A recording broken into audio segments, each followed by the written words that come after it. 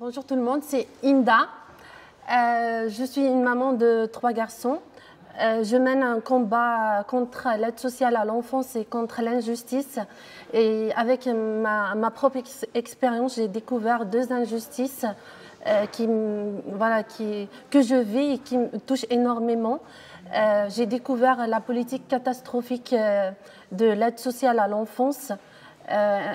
Et j'ai découvert aussi la pédocriminalité, comment est traitée par la justice et par tous ceux qui représentent la loi. Voilà, j'ai constaté que ceux qui représentent la loi ne la respectent pas.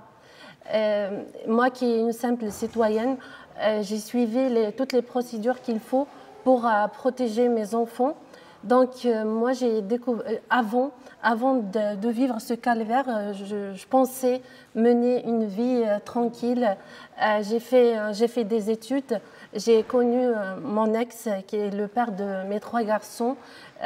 J'ai cru que j'étais avec un homme digne. J'ai eu 3 garçons avec lui. Je menais une vie normale. J'avais un très bon poste. En fait, j'ai un double cursus universitaire. J'ai fait des études en psychologie clinique. J'ai fait un mémoire sur la représentation de la relation mère-enfant chez les enfants privés de vivre avec leur famille biologique.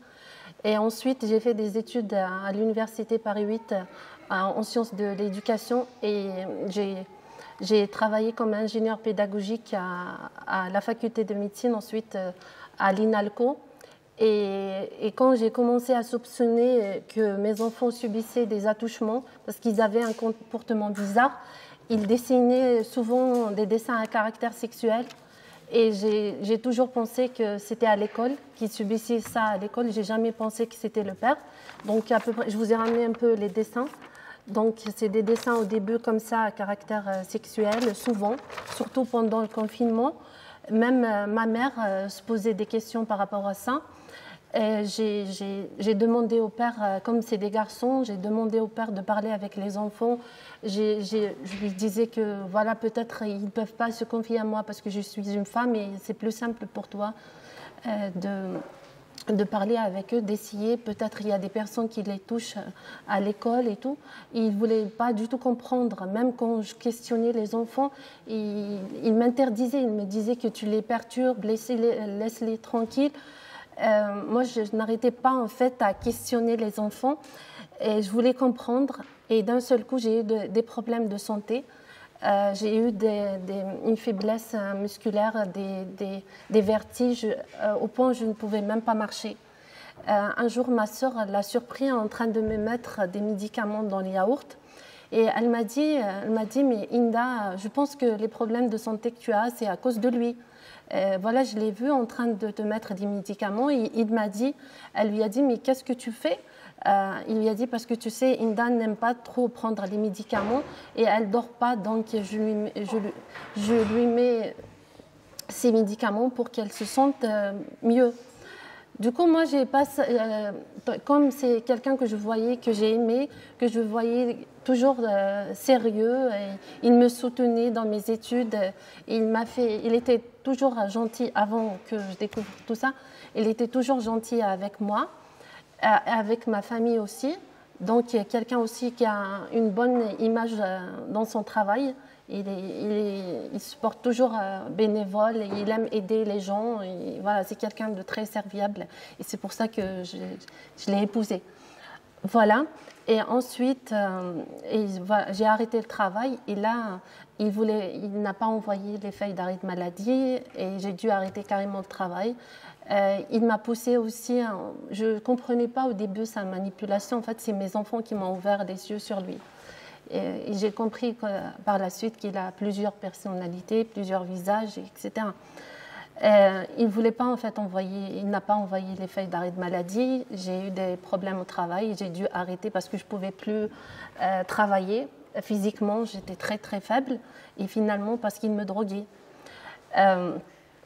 Ensuite, voilà, il m'a poussée aussi à contester. Je me suis mise d'accord avec mon responsable pour un licenciement, pour que je puisse avoir mes droits au chômage et tout ça.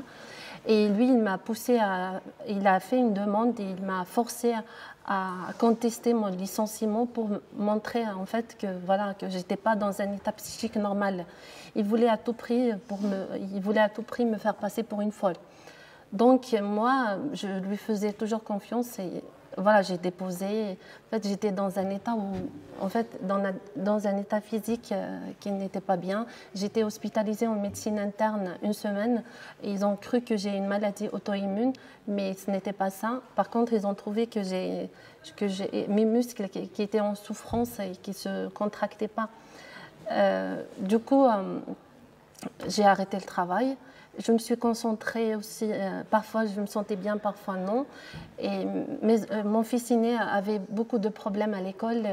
De plus en plus, il ne voulait pas du tout travailler à l'école. Il avait en fait beaucoup de difficultés. Il avait un problème de contact avec les adultes. J'avais des séances de travail avec le psychologue scolaire. Même avec le psychologue, il a dessiné un bonhomme où il a mis une croix sur le sexe. On a commencé le travail avec le Covid, on n'a pas pu continuer. Et après, je me suis dit que c'est sûrement à l'école parce qu'il ne voulait plus travailler, il ne voulait plus écrire ses devoirs. En plus, c'est un enfant très intelligent. Donc, mon ex a eu un grand appartement de 106 mètres carrés dans une ville, sur le département de 92, une ville chic. Donc l'école était excellente là-bas, école publique mais excellente. Du coup, là j'ai commencé le travail avec mon fils, je l'aidais à la maison. Il a très vite évolué à l'école, mais par contre son comportement, en fait, il parlait pas avec les autres, ni avec les adultes, il ne se fait pas de copains. Il a un problème de sociabilité. Je l'ai inscrit au théâtre. Je me suis dit peut-être ça va l'aider à s'exprimer en classe, à participer, à parler avec les autres et tout. Je l'ai amené aussi chez des psychologues et tout, mais ça n'a pas changé. Au moment où j'ai découvert, c'est mon fils le dernier qui m'a ouvert les yeux parce qu'il avait un comportement bizarre avec son père. Du coup, nous, on a déménagé, donc je me suis dit, ce n'est pas à l'école, ça ne peut pas être à l'école, les comportements continuent. Des comportements qui m'ont intriguée des enfants continuent, mais on a changé l'école et il y a aussi le problème, en fait, je ne voulais pas raconter les détails sur ce qu'ils ont subi, mais il y a aussi d'autres, en fait, ils avaient des irritations et tout, etc. Ça n'a pas cessé. Donc, j'ai continué, j'ai participé même avec des maîtresses aux sorties. J'étais très investie avec les maîtresses, elles me connaissent, toutes les maîtresses de mes enfants me connaissent très très bien, parce que j'ai participé à leurs activités, aux fêtes, tout. Même aux sorties, j'accompagnais les maîtresses à la piscine, aux sorties, pour remarquer les comportements de mes enfants. Non, mais le plus petit, qui était en petite section, il avait des comportements bizarres avec son père. Une fois, il a fait un geste vraiment catastrophique devant moi. Et c'est là où j'ai compris que c'était lui. J'ai questionné mon fils, il m'a tout raconté. Ensuite, quand je lui ai reposé la question, il m'a dit « Mais maman, c'est toi qui m'as fait dire ça, moi j'ai rien dit ». Donc il a été manipulé par son père. Du coup, voilà, j'ai compris que c'était lui et j'ai décidé de ne plus laisser les enfants seuls avec lui. Il a compris que j'étais au courant. Donc, il a tout fait, il a continué son jeu. Il disait à tout le monde que je suis folle dans l'entourage et que moi, c'était un choc aussi de découvrir son vrai visage. Je ne parlais pas du tout, à part ma mère. Je lui parlais de mes soupçons, mais elle n'arrivait pas en fait à accepter elle ne voulait pas en fait accepter jusqu'au jour où j'ai laissé mes deux petits avec elle. Il a osé en fait les garder dans sa chambre et il a violé le plus petit. Et c'est là ma mère qui s'est rendue compte de ce qu'il faisait aux enfants et elle m'a demandé de déposer plainte et de ne pas laisser ça. Et j'ai tout fait, j'ai déposé plainte, j'ai ramené mon fils à l'hôpital dans un état catastrophique. Et je parlais avec le médecin du viol, de ce qu'il a subi, de ce qu'il m'a raconté. Elle ne voulait pas du tout m'entendre. Je parlais du viol, elle parlait de la gastro, de la constipation. Je lui ai montré même les photos. En fait, je l'ai ramenée après chez mon médecin traitant qui m'a fait un certificat sur ce qu'elle a constaté. J'avais aussi d'autres certificats avant de ce qu'ils ont aussi constaté. Ensuite, j'ai déposé plainte. Et la police m'a dit qu'il faut retourner au domicile. Moi, le père, je ne parlais pas du tout avec lui. Et j'ai demandé aux enfants aussi de ne plus parler avec lui. Donc, il s'est mis petit parce qu'il avait peur que je dépose plainte. Je lui ai fait croire que je ne vais pas déposer plainte. Il voulait en fait trouver une solution avec moi. Il voulait sortir carrément de notre vie. Il m'a dit que tu es folle. Parfois, il me dit tu n'as pas de preuves, etc. Moi, j'ai fait confiance à la police. J'ai tout raconté. J'ai donné toutes les preuves que j'avais. Et ils m'ont dit qu'il sera en garde à vue, mais ce n'était pas le cas. J'ai attendu. J'ai vu mon avocat. Je lui ai dit je ne peux pas continuer à vivre à la maison. J'ai demandé une ordonnance de protection qui m'a été refusée parce que je n'ai pas dénoncé les violences conjugales. Et là, il s'est rendu compte que j'ai déposé plainte et qu'il ne s'est rien passé pour lui. Donc, il se sentait fort, alors qu'avant, il pouvait faire n'importe quoi, l'essentiel, que je ne dépose pas plainte. Donc, il se sentait fort. Il était violent avec moi. Il m'a menacé de mort pour retirer la plainte. Il a continué à me menacer pour retirer la plainte. Il a même dit qu'il va me faire un coup pour me faire rentrer en prison. Je lui ai laissé tout, la maison, tout. Jusqu'à maintenant, je n'ai rien récupéré. J'ai pris mes enfants et je suis sortie du domicile. Et j'ai appliqué ce qui a été demandé par la juge des affaires familiales. Voilà. Après, c'est un autre calvaire qui a commencé. J'ai scolarisé mes enfants dans un autre département. Pour moi, j'ai protégé mes enfants. Je voulais que ça, en fait. Je voulais pas que ça se reproduise. Et j'ai promis à mes enfants que ça ne se reproduira plus. Et le 1er mars, la police a débarqué chez moi. Et ils ont pris mes enfants. J'ai refusé de les donner parce qu'ils ne m'ont rien montré. Aucune décision du juge, aucun mandat. Ils m'ont pris comme une criminelle au commissariat parce que j'ai refusé de donner mes enfants. Ils ont pris mes enfants, même avec les sacs des vêtements que je venais d'acheter. Ils m'ont dit, j'ai vu la référente famille au commissariat. Elle m'a dit que ne vous inquiétez pas, c'est juste un placement pour 15 jours pour qu'ils puissent parler avec la police dans un endroit neutre. 15 jours après, je suis passée devant le juge des enfants. J'avais une avocate qui m'a lâchée à la dernière minute. Elle m'a dit qu'elle ne pouvait pas venir à l'audience, qu'elle a eu un accident grave. J'étais toute seule, c'est la première fois. J'ai défendu mes enfants, j'ai demandé que la protection de mes enfants.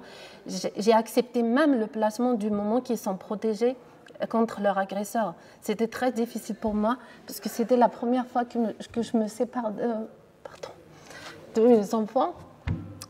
Mais pour moi, ils étaient protégés de lui parce qu'il m'harcelait pour les récupérer quand j'ai quitté le domicile. Donc j'ai accepté la mesure au début. Et ensuite, j'ai compris le système de l'ASE. J'ai compris que les assistantes sociales essayent de manipuler les enfants, essayent de les faire taire, alors que mes enfants, depuis que j'ai quitté le domicile, ils ont raconté à tout le monde des choses vraiment catastrophiques, inimaginables. Ils ont raconté à mon ami, à ma famille, même à ma voisine, au pédopsychiatre. Et pour moi, le procureur, il me reproche de multiplier les visites médicales. Tellement j'ai commencé un suivi psychologique chez le pédopsychiatre. Pour lui, je multiplie les visites médicales. Donc, il a placé les enfants. Il dit que je dénonce des faits très graves sur mes enfants. Je lui ai donné toutes les preuves, même des articles à analyser. Le mois de juin, il a classé l'affaire pour manque d'éléments, alors que j'avais des réquisitions pour l'expertise psychologique des enfants. Les assistantes ont annulé leur rendez-vous. J'ai donné des éléments à analyser. Le procureur n'a pas donné son autorisation. Il a classé l'affaire pour manque de preuves. Et j'ai compris par la suite que mes enfants sont manipulés aussi par les éducatrices. J'étais maltraitée aussi par les éducatrices. Parfois même, elle ose dire à mes enfants, vas-y, dis à ta mère que tu ne veux pas parler avec elle quand j'appelle mes enfants. Je n'avais pas le droit de parler avec mes enfants les 2 premiers mois avant qu'ils parlent à la police.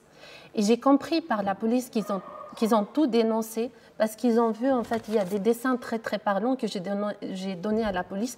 Il suffit de montrer ça aux enfants, de leur dire pourquoi vous avez fait ces dessins, c'est quoi ça et tout. Ils vont tout raconter. J'ai compris parce que la police a qualifié mon affaire viol incestueux sur mineurs de moins de 15 ans, maltraitance et violence physique sur mineurs. Donc, c'est d'après les éléments qu'ils ont eus, d'après les dénonciations de mes enfants, parce que moi, je ne parlais même pas des violences physiques. Je me suis basée que sur les agressions sexuelles.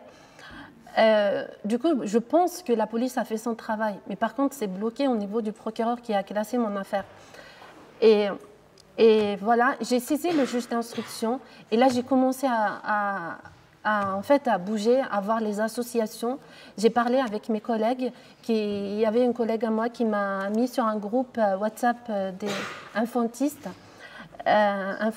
Et là, j'ai rencontré des victimes comme moi qui m'ont raconté leurs histoires et tout. Et j'ai pu comprendre rapidement le système et comment ça se traite, comment ces sujets se traitent en France.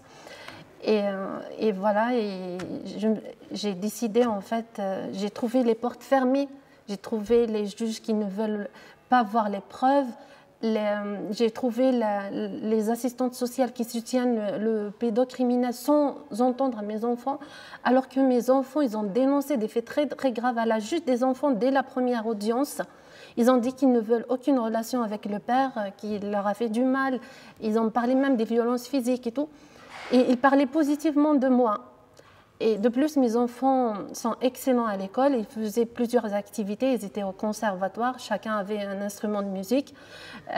Mon fils aîné faisait en plus le théâtre. Et ils faisaient 2 activités sportives. Et ils me reprochent d'en faire trop d'activités pour mes enfants et que je ne les laisse pas s'exprimer. Alors que moi-même, je les amène dans des forums de débat pour enfants pour qu'ils s'expriment publiquement. Elles me disent que je ne les laisse pas s'exprimer et que j'en fais trop et que je veux absolument qu'ils soient ma continuité. Du coup, j'ai tout compris. Donc, je me suis dit que voilà à qui je vais m'adresser. J'ai décidé de parler sur les réseaux sociaux pour la première fois de ma vie. Je n'ai jamais publié ni de photos ni de vidéos avant. Là, j'ai commencé à le faire pour mes enfants, pour solliciter l'opinion publique. Et grâce à ça, j'ai pu avoir des contacts avec des personnes qui se battaient depuis des années et qui m'ont donné des conseils vraiment et qui m'ont apporté aussi une aide très précieuse.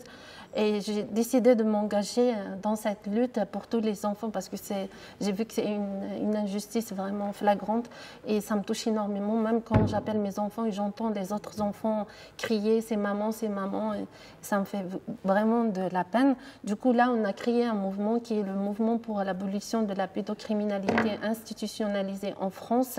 Nous sommes des victimes. Tous les membres sont des victimes. Des mamans qui se battaient depuis des années pour récupérer leurs enfants ou pour sauver leurs enfants. Il y en a des mamans à qui ils ont placé leurs enfants directement chez leur agresseur, des mamans à qui ils ont enlevé carrément la garde, ils ont donné la garde exclusive à l'agresseur et qui continuent de violer et de mettre leurs enfants dans des réseaux de pédophilie. Je reçois des témoignages des mamans parfois qui me font oublier mon problème. Et voilà, du coup, j'ai décidé personnellement, j'ai commencé à organiser des manifestations sur Paris avec plusieurs victimes. Au début, on a fait une manifestation à Paris à l'occasion de la Journée mondiale des droits de l'homme le mois de décembre. On voulait le faire devant le ministère de la Justice parce que j'ai commencé à y aller devant le ministère de la Justice avec des pancartes pour dénoncer tout ça. Mes enfants n'ont pas été scolarisés, ils ont été radiés de l'école d'avant parce que j'étais très bien soutenue. Ils ont trouvé le prétexte de la vidéo que j'ai publiée sur les réseaux sociaux. Ils ont dit que mes enfants ont subi des moqueries par leurs camarades à cause de ma vidéo, alors que c'est faux. Même mes enfants ont dit que c'est les éducateurs qui nous ont dit que votre maman ne pensait pas à vous et qu'elle est en train de parler de vous sur les réseaux sociaux. Ils ont dit ça devant les assistantes sociales. Ils ont dit aucun enfant ne nous a parlé de notre situation. Ils savent tous déjà qu'ils sont placés. Même les parents d'élèves et tout, ils savent tous. Du coup, ils les ont ratés de l'école. Ils ont raté 2 mois d'école. J'ai dû y aller devant le ministère de l'Éducation nationale avec des pancartes SOS et enfants non scolarisés. Donc, j'ai dénoncé que mes enfants ne sont pas scolarisés. Ils passent la journée à jouer au foyer. Et j'ai demandé aux assistantes de les inscrire à l'école, mais ils n'ont rien fait. Mais quand j'ai commencé à dénoncer ça sur les réseaux, ils ont été scolarisés 1 semaine après. Voilà, et mes enfants sont en souffrance au foyer. Ils traînent avec des chaussures déchirées. Je leur achète plein de vêtements qu'ils ne reçoivent pas, parfois. Ils traînent en plein hiver avec des chaussures comme ça. Ils partent en vacances. Ils font 12 heures de trajet avec, sans qu'ils puissent boire ni manger. 12 heures. Même au foyer, j'ai entendu qu'ils ne peuvent même pas boire de l'eau quand ils veulent. Ils peuvent juste boire au moment de la cantine. Et j'ai entendu que quand ils veulent boire, en fait, ils boivent dans les toilettes. Ils disent qu'ils veulent y aller aux toilettes et ils boivent dans les toilettes. J'ai entendu qu'il y a des parents qui ont des enfants placés pour des logements insalubres. Et moi, mes enfants, ils ont été envahis par des punaises de lit. Ils ont été piqués. Ils ont vécu plus de 3 mois avec des punaises. Mon fils a eu, le petit, en fait, il n'arrive pas à supporter le placement. C'est un enfant très, très actif. Avec moi, je n'ai pas eu de problème avec lui. Personnellement, je n'ai pas eu de problème avec lui parce qu'à 3 ans, il faisait la natation, le karaté, donc il dépensait. Et là, au foyer, il a eu 3 accidents depuis le placement. Et ce qui est grave, c'est que l'affaire est en cours contre lui. Il y a un juge d'instruction qui est nommé et les assistantes sociales ont pris le risque de donner les enfants chaque week-end au père. Ils passent toute la journée avec lui. Et voilà, c'est ce que je ne peux pas accepter. Et je suis prête à faire tout pour sauver tous les enfants de ce calvaire et de cette injustice. Et on compte là, il y a plusieurs, après la manifestation du 16 mars qui s'est très très bien passée, il y avait plusieurs victimes qui se sont déplacées de partout, du sud, de Bordeaux, de Lyon, à Paris. On s'est organisés ensemble pour leur hébergement et pour leur prise en charge. Et là, plusieurs parents me contactent un peu partout de France pour organiser une manifestation sur place. Donc pour le mois de mai, on compte organiser des manifestations un peu partout en France pour demander la suppression de l'aide sociale à l'enfance, qui est pour moi une institution qui est très très dangereuse pour la société, parce qu'ils sont en train de... Ils ont détruit déjà plusieurs générations, ils continuent de détruire les enfants. Moi, quand j'entends... Détruisent les familles. Oui, oui. Oui, j'ai dit même à l'assistante sociale et la psychologue, après la visite médiatisée, que là, c'est en fait quand on veut attaquer une société, on commence par détruire la famille. C'est une guerre en fait. C'est une guerre contre. Oui, c'est une guerre contre l'humanité et contre la société française. On les met à l'école de plus en plus jeunes. Oui. Là, tu n'as pas donné le cycle de l'association pour laquelle tu travailles. Oui, c'est le MAPIF. MAPIF, c'est Mouvement pour l'abolition de la pédocriminalité institutionnalisée en France. On n'a pas les moyens, on essaye pour les projets, voilà, pour les projets. Donc moi, je compte beaucoup sur les manifestations et on doit faire beaucoup de bruit pour dénoncer tout ça, dénoncer la pédocriminalité parce que d'après la Civise, 160 000 enfants violés chaque année et même pas 1% de condamnation contre les pédocriminels. Il y a des réseaux en France. Oui, donc quand... Oui, peu importe... Si le pays s'appelle Pédoland, c'est qu'il y a des raisons. Oui, c'est ça. Peu importe les preuves qu'on a, contre le pédophile, mais ce qui est grave, non seulement ils ne jugent pas les pédocriminels, c'est qu'ils redonnent les enfants aux pédocriminels et qu'ils continuent à faire ce qu'ils faisaient. Voilà, c'est ce qui est très grave. Donc on va faire des actions un peu partout en France. Bien sûr, on compte sur le soutien et la solidarité de toutes les associations qui luttent contre tout ça. Donc nous, on ne veut pas de réforme avec l'ASE. Nous, on veut la suppression totale de l'aide sociale à l'enfance.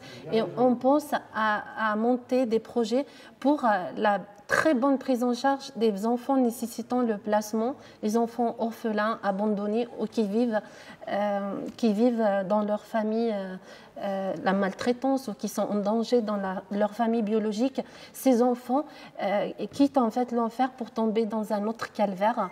J'ai eu des parents adultes qui étaient enfants placés. Ils me disent on aurait préféré de continuer de vivre avec notre famille, même avec la violence, même avec de recevoir des coups, que d'être violés dans des familles d'accueil ou dans les foyers. Et dans les foyers, donc on va. Ouais. Il y a aussi des familles d'accueil qui m'ont dit. Je reçois des témoignages en fait. J'ai lancé pour recueillir sur TikTok pour recueillir les témoignages des victimes et tout. J'ai eu des familles d'accueil qui me disent en fait devant l'ASE on ne peut pas montrer qu'on peut apporter l'affection à l'enfant. On doit être en fait de se comporter avec les enfants comme des objets en fait. Si ils pensent à construire un lien avec l'enfant, à lui donner l'affection, ils vont leur retirer les enfants. Contact avec des personnes en Belgique et en Suisse, et pourquoi pas organiser des manifestations en Suisse et en Belgique. Et j'étais en train de discuter hier avec Rosanna pour élargir tout ça sur l'Europe, parce qu'en fait, ils vivent tous la même chose. Merci. Et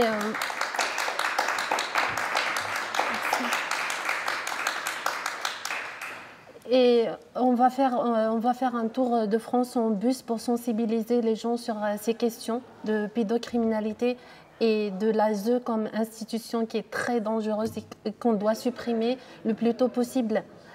Et Sabrina, la fondatrice du MAPIF, qui devait être là aujourd'hui, elle m'a laissée toute seule. Du coup, elle devait être, elle s'excuse parce qu'elle est malade. Elle travaille avec un docteur en droit. Ils ont trouvé une procédure courte pour faire sortir les enfants des prisons, que j'appelle des prisons de l'ASE. Et moi, personnellement, je vais commencer une étude sur comment prendre en charge les enfants nécessitant le placement. Et on pense à une très très bonne prise en charge de ces enfants à long terme, pas uniquement jusqu'à 18 ans, mais à long terme, pour qu'ils puissent avoir leur place bien dans la société. Je vais commencer aussi des ateliers de groupe à la Maison des femmes à Paris qui nous soutiennent à fond, qui nous ouvrent aussi les portes. Donc je vais faire tous les mois des ateliers de groupe de parole avec les victimes en région parisienne. Et voilà.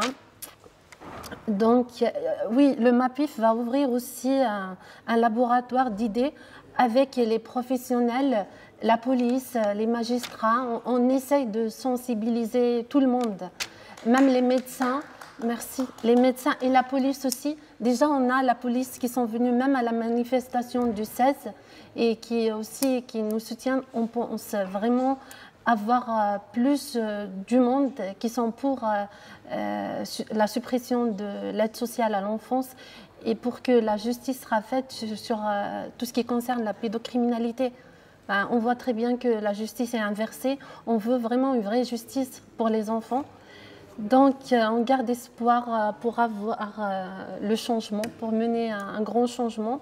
Et grâce à des personnes comme vous, dignes et qui pensent à la génération de demain, on pense à apporter quelque chose pour la protection des enfants et en fait de sauver aussi surtout ces enfants qui sont placés aux prisons de l'ASE ou chez leurs agresseurs.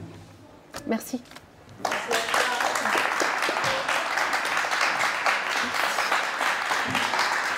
Je ne sais pas si vous avez des questions.